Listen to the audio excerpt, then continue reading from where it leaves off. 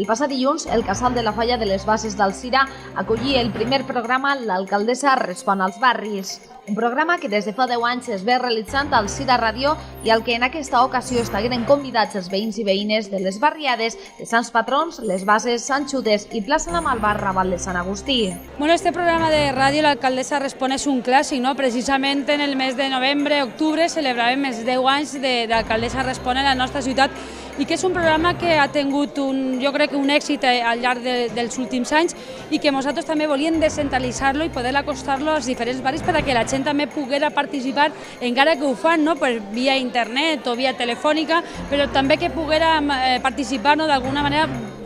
presencial. I jo crec que és una molt bona idea, anem a donar en aquest afany de l'Ajuntament d'Alzira de donar informació, de ser transparent, però el que volem nosaltres en definitiva és que puguen parlar i que puguen traslladar a l'Ajuntament totes aquelles qüestions que per a ells són importants per al barri. L'alcaldessa Elena Bastidas, seguint el format habitual del programa conduït per Mari Carmen Cano, va respondre a totes aquelles preguntes que li formularen els presents. Temes com el centre social de la barriada de les Bases, l'apagó de llum que va tindre lloc el diumenge a la mateixa zona, el tema de l'aigua que en els últims mesos tant ha preocupat a la ciutadania, la situació amb els pubs, seguiren entre altres algunes de les qüestions que es van plantejar durant l'hora que va durar el programa i on l'alcaldessa de la ciutat es va comprometre personalment a estudiar cadascun dels casos i a donar solució en el menor temps possible. Bueno, nosaltres estem ja a punt, de fet en els pressupostos municipals ja n'hi ha una quantitat consignada, no n'hi ha que oblidar que és una obra a càrrec precisament del Pla Confiança que per motius de financiació ha fet que no se pogueren complir els plaços desitjats,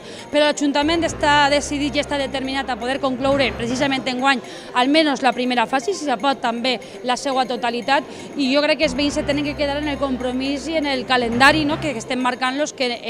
enguany esperem que en l'últim trimestre de l'any que se pugui inaugurar aquesta seu tan desitjada, tan anhelada i tan necessària per al barri.